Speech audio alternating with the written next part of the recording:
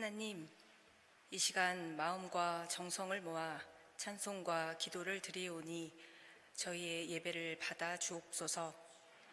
말씀을 통해 저희를 더 깊고 넓은 하나님의 사람으로 세워 주옵소서.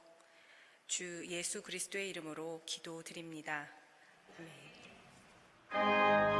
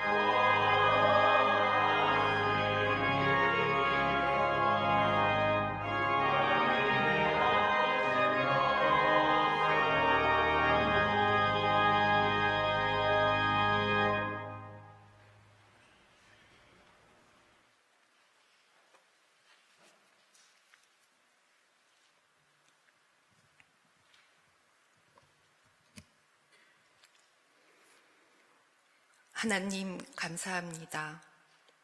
제 수요일을 시작으로 사순절 첫 주를 지나는 수요일 저녁 3.1절 기념 및 여신도 헌신 예배로 경동에 모이게 하시니 감사합니다.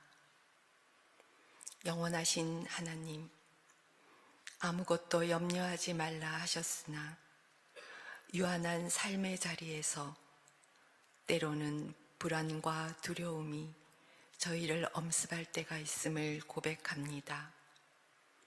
주님께서 이미 저희의 연약함을 아시고 흔들리는 저희에게 하나님의 아들 예수 그리스도를 통해 저희를 향한 사랑을 입증하여 주셨으니 저희가 어찌 그 사랑에서 벗어날 수 있으리요. 형용할 수 없는 아버지 사랑에 매인 자들이 세상의 땅끝 조선의 복음을 전파하며 참된 소망의 불씨를 밝힘으로 불의와 공의, 부당함과 정당함, 탐욕과 절제를 분별하게 하사 이 민족은 독립된 나라임을, 국민이 주인된 나라임을 한 목소리로 만방에 외칠 수 있었음을 고백합니다. 먼저 믿은 믿음의 선조들의 눈물의 기도를 기억하게 하시고 땅끝까지 복음을 전하라 명하신 주님의 말씀에 순종하며 이역만리를 마다하지 않으셨던 선교사님들의 순교를 잊지 않게 하옵소서.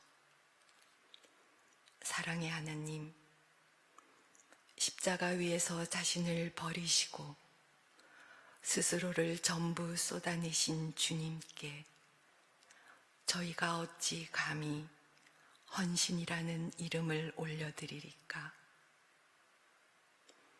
소망의 하나님, 오직 오늘의 이 예배를 기억하며 경동의 여신도들은 아낌없이 베풀어 주신 사랑에 힘입어 그리스도의 몸 되신 교회를 온전히 섬길 것을 결단합니다.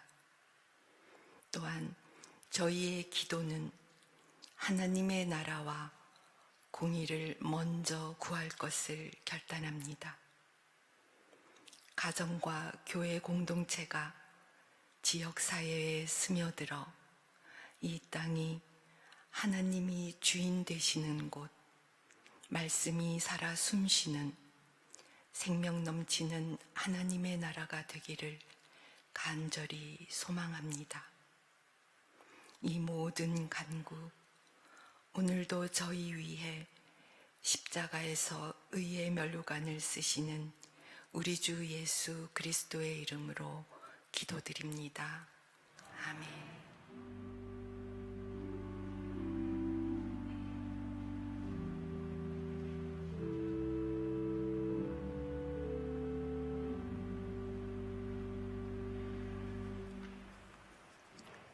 성경 말씀은 마태복음 6장 25절부터 34절까지입니다. 그러므로 내가 너희에게 말한다. 목숨을 부지하려고 무엇을 먹을까 또는 무엇을 마실까 걱정하지 말고 몸을 감싸려고 무엇을 입을까 걱정하지 말아라. 목숨이 음식보다 소중하지 아니하냐? 몸이 옷보다 소중하지 아니하냐? 공중의 새를 보아라. 씨를 뿌리지도 않고 거두지도 않고 곳간에 모아들이지도 않으나 너희의 하늘 아버지께서 그것들을 먹이신다. 너희는 새보다 귀하지 아니하냐? 너희 가운데서 누가 걱정을 해서 자기 수명을 한순간인들 누릴 수 있느냐? 어찌하여 너희는 옷 걱정을 하느냐? 들의 백합화가 어떻게 자라는가 살펴보아라. 수고도 하지 않고 길쌈도 하지 않는다. 그러나 내가 너희에게 말한다. 온갖 영화로 차려입은 솔로몬도 이 꽃 하나와 같이 잘 입지는 못하였다. 오늘 있다가 내일 아궁이에 들어갈 들풀도 하나님께서 이와 같이 입히시거든 하물며 너희들을 입히시지 않겠느냐? 믿음이 적은 사람들아, 그러므로 무엇을 먹을까, 무엇을 마실까, 무엇을 입을까 하고 걱정하지 말아라. 이 모든 것은 모두 이방 사람들이 구하는 것이요 너희의 하늘 아버지께서는 이 모든 것이 너희에게 필요하다는 것을 아신다. 너희는 먼저 하나님의 나라와 하나님의 의를 구하여라. 그리하면 이 모든 것을 너희에게 더하여 주실 것이다. 그러므로 내일 일을 걱정하지 말아라. 내일 걱정은 내일이 맡아서 할 것이다. 한날의 괴로움은 그날에 겪는 것으로 족하다. 아멘.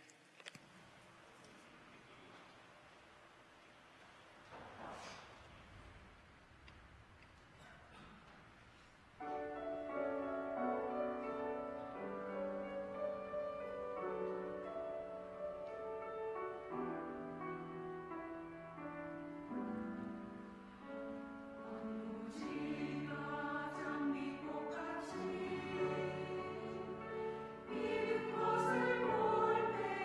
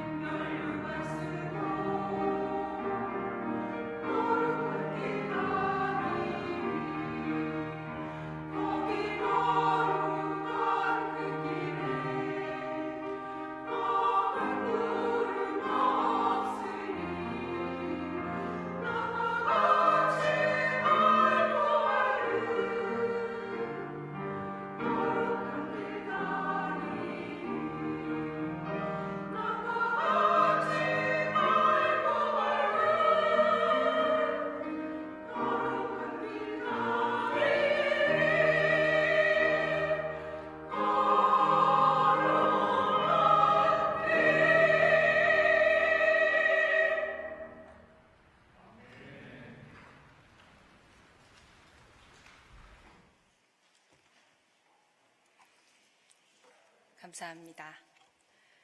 오늘은 우리 교회 여신도회가 주관하여 헌신 예배를 드리고 있습니다.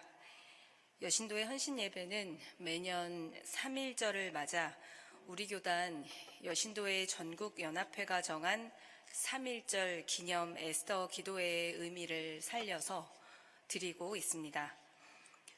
올해 예배의 주제는 생명을 택하라, AI 살상무기 시대의 기독교 윤리입니다.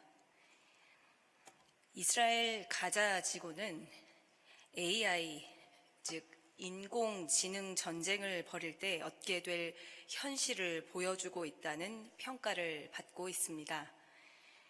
전쟁에 AI가 동원된 것은 2021년 이스라엘과 가자 지구 사이에 11일 동안 벌어진 전쟁이었는데요. 당시에 이스라엘 국방군이 사용한 인공지능 기술의 이름이 더 가스펠, 기쁜 소식, 복음입니다. 이것은 AI를 기반으로 표적 탐지 및 추천을 했던 시스템인데요. 방대한 정보에서 적으로 간주되는 시설과 장비와 위치를 자동으로 찾아내고 그 가운데 폭격할 대상을 추천하는 기능을 가지고 있습니다. AI가 자동으로 후보군을 뽑아내면 사람 분석관이 최종적으로 확인합니다.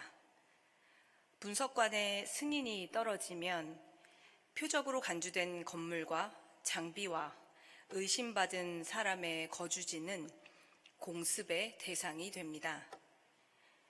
예전에는 연간 50개 정도의 표적을 찾았으나 이 기술을 쓰면서 하루 약 100개의 표적 후보군을 생성했다고 합니다. 인공지능이 표적을 식별하면 동원할 수 있는 무기 체계가 정해지고 예상되는 피해 규모도 계산됩니다. 최종 확인이 떨어지면 무인기가 날아들어 표적을 순식간에 공격합니다. 잠시 후에 거리는 폐허로 변하고 도처에 주검이 질비해집니다. 2023년 10월에 시작된 이스라엘의 가자지구 침공부터는 본격적으로 AI 기술이 활용되었습니다. 한 디지털 인권단체는 이스라엘 군이 가자지구에서 사용하는 살상용 인공지능 기술을 크게 3가지로 분류합니다. 먼저 드론 같은 무인기의 자동화 혹은 반자동화한 살상 무기 체제입니다. 기관총과 미사일을 장착한 무인기가 가자지구 내 텐트와 학교, 병원, 주거지 등에 있는 민간인을 수색하고 교란하고 살상합니다. 무인기가 아기 울음소리와 여성의 비명을 방송하면 주민들이 돕기 위해서 거리로 나오는데요. 이때 무인기에 장착된 기관총과 미사일 등이 그들을 조준 사격하는 겁니다. 두 번째는 안면과 생체 인식 기술입니다. 한 팔레스타인 시인이 피란길에 이스라엘군 검문소 부근을 지나다가 붙잡혔습니다. 신분증을 제시하지도 않았는데 불과 30분 안에 이스라엘군이 그의 신원을 상세하게 확인했고 어디론가 끌고 갔습니다. 그는 문매를 맞으며 이틀 동안 조사를 받다가 위협적인 표적은 아니라는 판정을 받고 풀려났습니다.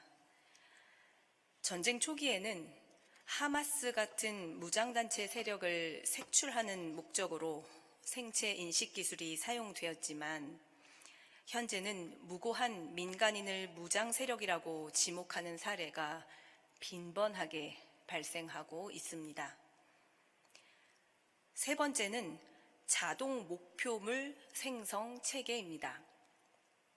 앞서 말씀드린 AI 기술 가스펠은 도로나 건물 등을 대상으로 공격 목표물을 골랐습니다. 그러나 2023년 공습에 사용된 새로운 기술 라벤더는 개별 인물을 공격의 목표물로 설정합니다. 아빠는 어디에? 라는 프로그램도 있는데요. 이것은 무장 세력 용의자의 위치를 실시간으로 추적하여 그가 가족과 함께 집에 있을 때 그를 탐지하여 공격하는 기술입니다.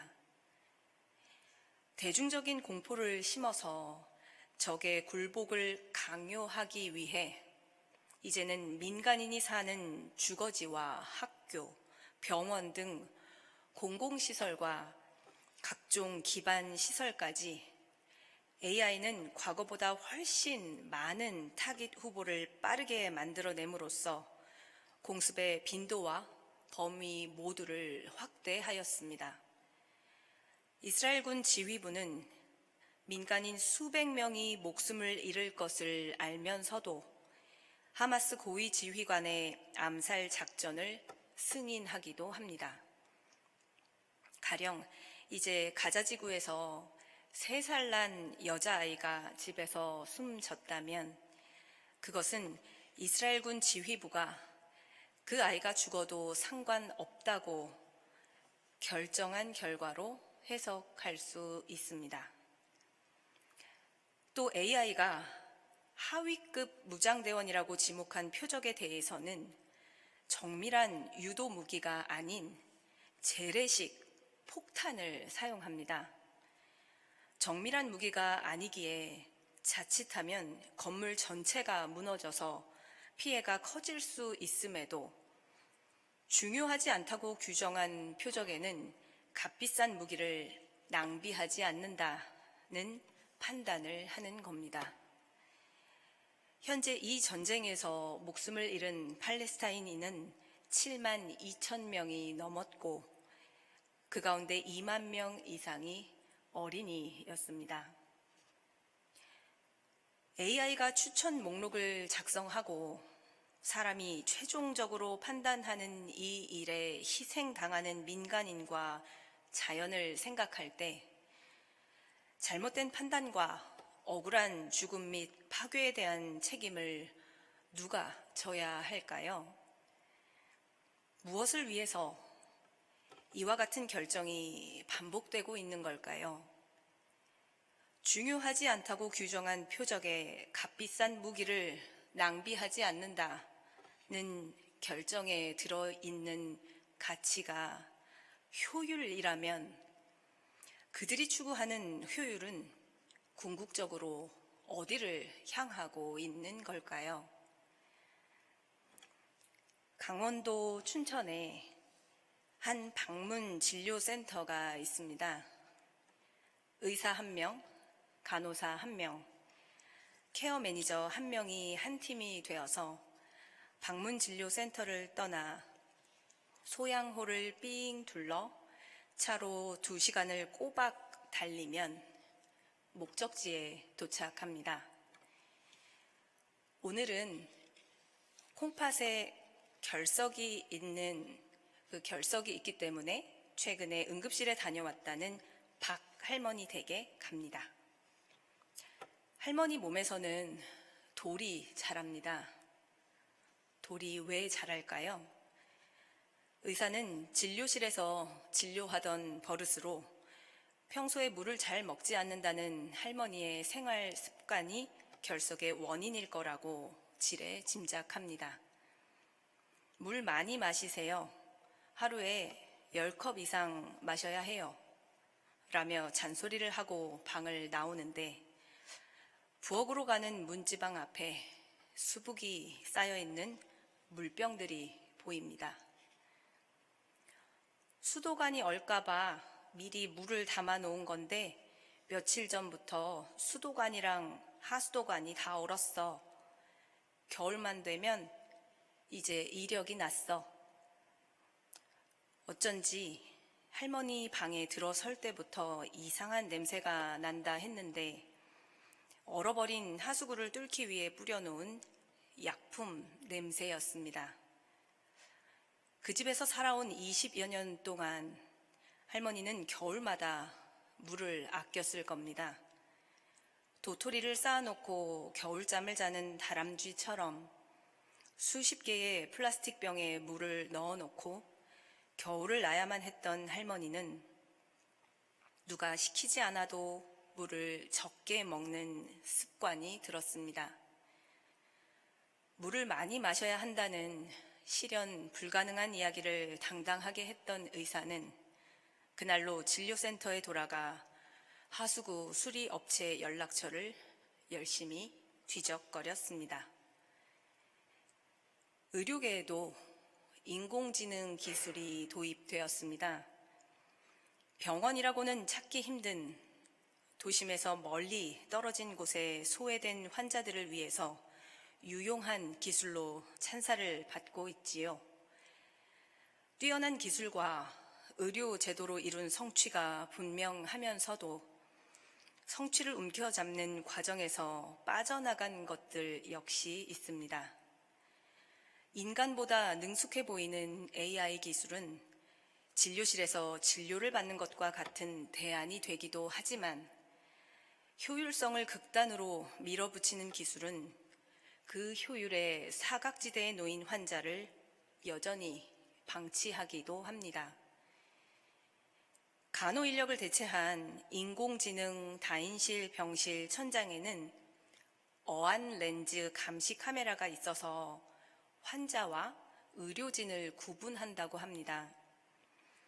이 카메라는 환자가 침대에서 일어나려는 순간을 정확하게 감지하고 낙상 위험이 있다고 판단되면 간호사에게 바로 알람을 줍니다. 이런 시스템을 도입하려면 최소 수십억의 비용이 들지만 간호 인력을 줄일 수 있는 병원 입장에서도 간병인 한 사람을 구하기 힘든 보호자들에게도 이것은 더 없는 희소식입니다. 저는 신방을 하면서 종종 요양원이나 요양병원에 가곤 합니다. 요양시설에 들어가는 이유는 비슷합니다. 환우의 병세나 노환이 심해져서 복잡한 삶을 감당하며 살아가는 보호자들이 환자를 전적으로 돌보기 어렵기 때문입니다. 시설에 들어가시고 상황이 좋아지는 경우도 있지만 어떤 경우에는 예상보다 빠르게 정서와 생활이 무너지기도 합니다. 적은 수의 간병인이 다수의 환자를 돌보는 상황 속에서 안전을 이유로 화장실에 갈 수 있는 분들에게조차 선제적으로 기저귀를 채우기도 하고 낙상의 위험 때문에 침대에서 이동하는 일을 제한하기도 합니다. 떡이나 사탕은 질식의 위험이 있어서 반입 금지가 되기도 합니다. 주체적이고 자립적인 면모가 강한 분들일수록 이 상황에 적응하기까지 오랜 시간이 걸립니다. 그러나 한두 달이 지나면 대부분의 환자들은 주어진 환경에 적응합니다. 다층적인 상황과 입장을 이해하면서도 저는 때로 신방을 마치고 돌아오는 길에 되묻곤 합니다. 이것은 적응일까? 아니면 포기일까? 그래도 지금은 사람이 사람을 만나며 때로 웃고 떠드는 접촉을 하지만 나중에 인공지능이 돌보는 병실은 어떨까요? 효율적이라는 이유로 환자를 극단적으로 대상화하여 낙상과 골절 사고를 막기 위해 환자를 하루 종일 침대에 눕게 하는 일이 벌어지지는 않을까요? 우리가 첨단 기술에 몰입하며 사람을 고립시키고 홀로 외롭게 두고 도움을 요청할 관계망을 줄이거나 없애는 일을 늘려간다면 그래서 결국 우리가 타인을 사람으로 바라보지 않는 일들이 늘어난다면 우리는 과연 지금 무엇을 추구하고 있는 걸까요? 삶에서 효율을 추구한다는 것은 무슨 뜻일까요? 오늘 말씀에서 예수님은 공중의 새를 보아라, 들의 백합화가 어떻게 자라는가 살펴보아라고 말씀하십니다. 이때 보다라는 말은 시선을 고정하여 관찰하다, 면밀하게 살펴보다라는 의미입니다. 예수님께서 2번이나 반복하여 잘 보라고 하신 것은 그렇게 하지 못하고 있는 세상이 있었기 때문입니다. 세상은 더 살고 잘 먹고 잘 입기 위해 걱정하고 있었습니다. 정말로 소중한 건 먹을 음식이 아니라 목숨이고 차려입을 옷이 아니라 몸이라는 사실을 깨닫지 못하고 있었습니다. 빈틈없이 더 잘 해내는 기술을 추구하는 우리는 어쩌면 정말로 중요한 것을 보지 못하고 있는 건지도 모릅니다. 효율성이라는 덫에 걸린 채 사실 우리는 최선의 이익이 무엇인지 진지하게 생각하지 못하고 내일 일을 걱정하고만 있는 건 아닐까요? 공중을 나는 새와 들에 핀 백합화를 잘 살펴보기만 하여도 괴로움에 빠지지 않고 하나님의 나라와 하나님의 의를 구하는 지혜를 얻을 수 있을 텐데 말입니다. 방문 진료 의사는 자문합니다. 거동이 불편한 홀몸 노인이 장보기가 힘들어 매일 장류와 장아찌만으로 식사하는 걸 발견했을 때 반찬 서비스 받는 방법을 알아보는 것은 왜 의사의 역할이 아니란 말인가? 그가 이렇게 생각하는 이유는 대부분 특정한 삶의 맥락 속에 발생하는 노인의 만성 질환에 대해 환자 삶의 맥락을 읽어낼 수 없고 노인 생활에 접촉할 기회가 원천적으로 차단된 진료는 삶을 바꾸는 기획이 어렵다고 믿기 때문입니다. 마태복음 13장은 여러 가지 비유를 통해서 하나님의 나라를 묘사합니다. 하늘나라는 자기 밭에다가 좋은 씨를 뿌리는 사람과 같습니다. 잠자는 동안에 원수가 가라지를 뿌리고 갔을지라도 그는 당장 가라지를 뽑아버리지 않고 추수 때까지 기다리기로 합니다. 섣불리 가라지를 뽑다가는 밀까지도 뽑아버릴 수 있기 때문입니다. 또 하늘나라는 겨자씨와 같습니다. 어떤 씨보다 작아서 당장은 눈에 잘 보이지도 않지만 자라면 어떤 풀보다 더 커져서 나무가 되고 새들이 날아와 쉬는 곳이 됩니다. 하나님의 나라와 의를 구한다는 건 눈으로 보고 있는 것의 이면을 살펴보는 태도를 갖는 것, 작고 적은 것을 쓸모없게 보거나 배제하지 않고 그것을 통해 세상을 담아내는 믿음을 잃지 않는 게 아닐까요? 환자의 삶에 다가가 가만히 귀 기울이며 이제야 비로소 나의 최선이 환자의 최선에 가까워졌다고 느낀 의사는 말합니다. 우리가 사람을 만나는 사람이 아니라면 과연 우리를 사람이라고 할 수 있을까?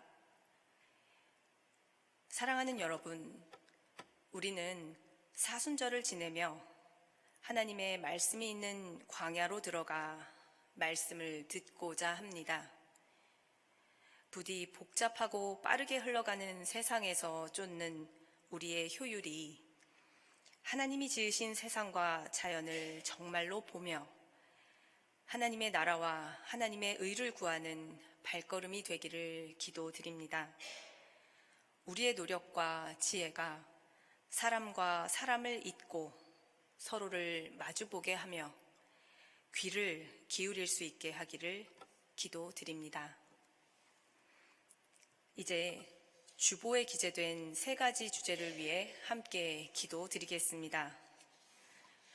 우리가 에스더와 같은 마음으로 민족과 나라를 위해 기도하고 하나님 앞에 바로 선 신앙인으로 살아가게 하옵소서. 빠른 속도로 인간과 비슷해지는 인공지능의 시대에서 효율을 추구하며 폭력과 차별을 자행하지 않게 하옵소서. 지극히 작은 겨자씨에서 커다란 나무를 보는 눈으로 하나님의 나라와 하나님의 의를 구하며 서로 돕고 더불어 사는 세상을 이루게 하옵소서.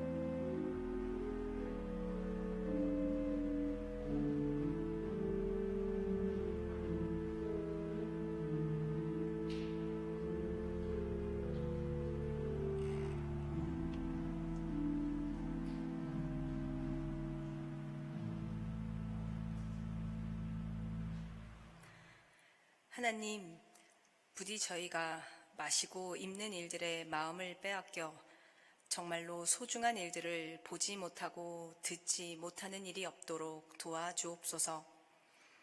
들풀을 먹이고 입히시는 하나님이 우리의 하나님이심을 늘 기억하며 이 땅에 오직 하나님의 나라를 이루어 가게 하옵소서. 예수 그리스도의 이름으로 기도드립니다.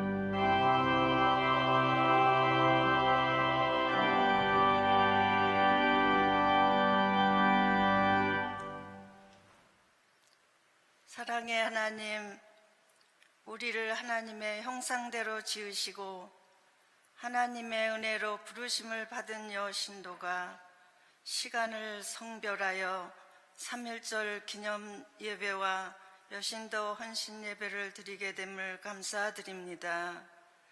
각 분야에서 최선을 다하여 주님의 몸된 교회를 위해 섬김과 봉사를 하게 하시니 더욱 감사합니다.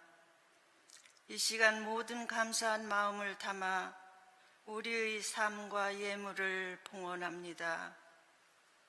기쁘게 받으시고 이 예물에 쓰이는 곳에 주님의 형상이 드러나게 하시고 주님의 사랑이 전해지게 하시며 하나님의 나라가 확장되게 하옵소서. 우리의 삶도 성령의 도우심으로 오늘 주신 말씀처럼 모든 염려를 내려놓고 먼저 하나님 나라와 의를 구하면 모든 것을 더하시리라는 믿음과 소망으로 살게 하소서. 목숨을 바쳐 해방을 찾은 우리나라를 축복하시고 우리 여신도회를 축복하옵소서. 이 모든 감사와 간구를 십자가를 지시기까지 우리를 사랑하신 예수님의 이름으로 기도드립니다. 아멘.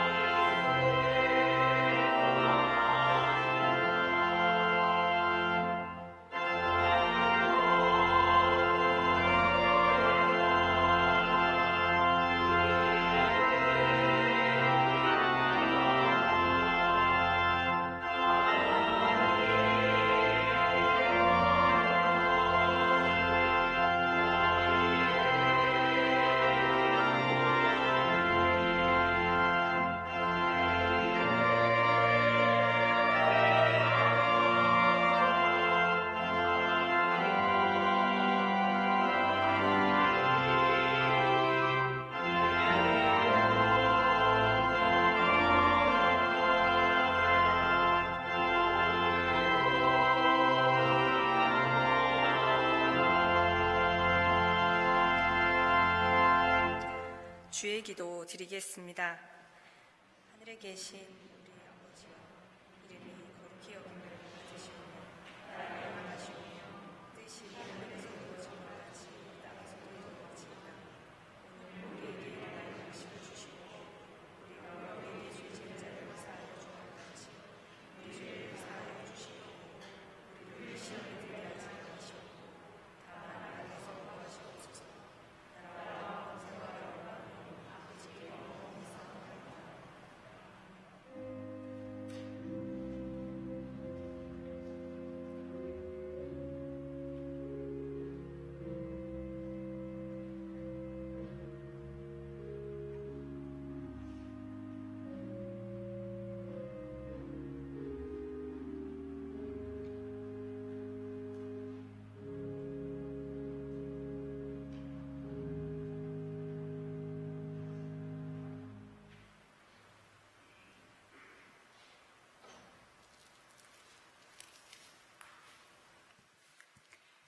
(3.1) 독립선언서. 우리는 오늘 조선이 독립한 나라이며 조선인이 이 나라의 주인임을 선언한다. 우리는 이를 세계 모든 나라에 알려 인류가 모두 평등하다는 큰 뜻을 분명히 하고 우리 후손이 민족 스스로 살아갈 정당한 권리를 영원히 누리게 할 것이다. 이 선언은 5,000년 동안 이어온 우리 역사의 힘으로 하는 것이며 2천만 민중의 정성을 모은 것이다.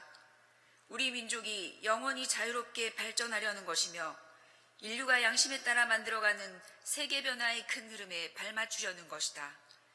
이것은 하늘의 뜻이고 시대의 흐름이며 전 인류가 함께 살아갈 정당한 권리에서 나온 것이다. 이 세상 어떤 것도 우리의 독립을 가로막지 못한다.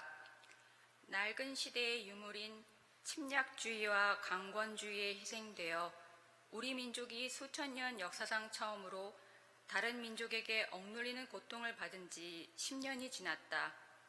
그동안 우리 스스로 살아갈 권리를 빼앗긴 고통은 헤아릴 수 없으며 정신을 발달시킬 기회가 가로막힌 아픔이 얼마인가. 민족의 존엄함에 상처받은 아픔 또한 얼마이며 새로운 기술과 독창성으로 세계 문화에 기여할 기회를 잃은 것이 얼마인가. 그동안 쌓인 억울함을 떨쳐내고 지금의 고통을 벗어 던지려면 앞으로 닥쳐올 위협을 없애버리고 억눌린 민족의 양심과 사라진 국가 정의를 다시 일으키려면 사람들이 저마다 인격을 발달시키고 우리 가여운 자녀에게 고통스러운 유산 대신 완전한 행복을 주려면 우리에게 가장 급한 일은 민족의 독립을 확실하게 하는 것이다. 오늘 우리 2천만 조선인은 저마다 가슴에 칼을 품었다. 모든 인류와 시대의 양심은 정의의 군대와 인도의 방패가 되어 우리를 지켜주고 있다. 그러므로 우리는 나아가 싸우면 어떤 강한 적도 꺾을 수 있고 설령 물러난다 해도 이루려 한다면 어떤 뜻도 펼칠 수 있다. 우리는 일본이 1876년 강화도 조약 뒤에 갖가지 약속을 지키지 않았다고 해서 일본을 믿을 수 없다고 비난하는 게 아니다. 일본의 학자와 정치가들이 우리의 땅을 빼앗고 우리 문화민족을 야만인 대하듯 하며 우리의 오랜 사회와 민족의 훌륭한 심성을 무시한다고 해서 일본의 의리 없음을 탓하지 않겠다. 스스로를 채찍질하기에도 바쁜 우리에게는 남을 원망할 여유가 없다. 우리는 지금의 잘못을 바로잡기에 급해서 과거의 잘잘못을 따질 여유도 없다. 지금 우리가 할 일은 우리 자신을 바로 세우는 것이지 남을 파괴하는 것이 아니다. 양심이 시키는 대로 우리의 새로운 운명을 만들어가는 것이지 결코 오랜 원한과 한순간의 감정으로 셈이 나서 남을 쫓아내는 것이 아니다. 우리는 단지 낡은 생각과 낡은 세력에 사로잡힌 일본 정치인들이 공명심으로 희생시킨 불합리한 현실을 바로잡아 자연스럽고 올바른 세상으로 되돌리려는 것이다. 처음부터 우리 민족이 바라지 않았던 조선과 일본의 강제병합이 만든 결과를 보라. 일본이 우리를 억누르고 민족 차별의 불평등과 거짓으로 꾸민 통계 숫자에 따라 서로 이해가 다른 두 민족 사이에 화해할 수 없는 원한이 생겨나고 있다. 과감하게 오랜 잘못을 바로잡고 진정한 이해와 공감을 바탕으로 사이좋은 새 세상을 여는 것이 서로 재앙을 피하고 행복해지는 지름길임이 분명하지 않은가. 또한 울분과 원한에 사무친 2천만 조선인을 힘으로 억누르려는 것은 동양의 평화를 보장하는 길이 아니다. 이는 동양의 안전과 위기를 판가름하는 중심인 4억만 중국인들이 일본을 더욱 두려워하고 미워하게 하여 결국 동양 전체를 함께 망하는 비극으로 이끌 것이 분명하다.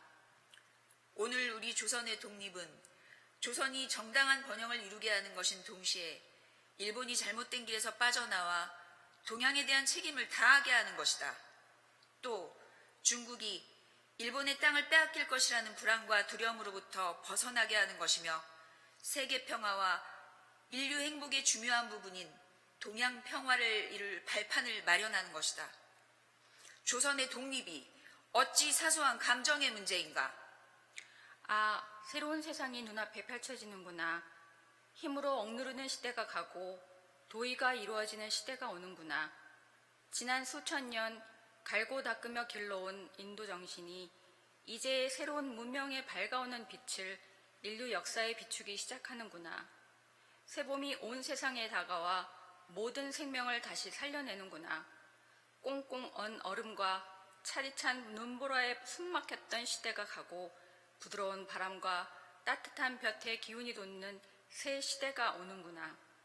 온 세상의 도리가 다시 살아나는 지금 세계 변화의 흐름에 올라탄 우리는 주저하거나 거리낄 것이 없다.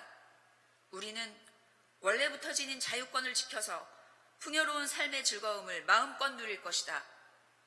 원래부터 풍풍부한 독창성을 발휘하여 봄 기운 가득한 세계에 민족의 우수한 문화를 꽃피울 것이다. 그래서 우리는 떨쳐 일어나는 것이다. 양심이 나와 함께 있으며 진리가 나와 함께 나아간다. 남녀, 노소 구별 없이 어둡고 낡은 옛집에서 뛰쳐나와 세상 모두와 함께 즐겁고 새롭게 되살아날 것이다. 수천 년 전 조상의 영혼이 안에서 우리를 돕고 온 세계의 기운이 밖에서 우리를 지켜주니 시작이 곧 성공이다. 다만 저 앞에 밝은 빛을 향하여 힘차게 나아갈 뿐이다. 세 가지 약속. 하나, 오늘 우리의 독립선언은 정의, 인도, 생존, 존영을 위한 민족의 요구이니 오직 자유로운 정신을 드날릴 것이요 결코 배타적 감정으로 함부로 행동하지 말라.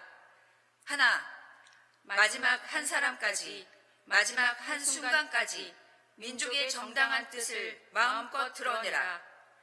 하나, 모든 행동은 질서를 존중하여 우리의 주장과 태도를 떳떳하고 정당하게 하라.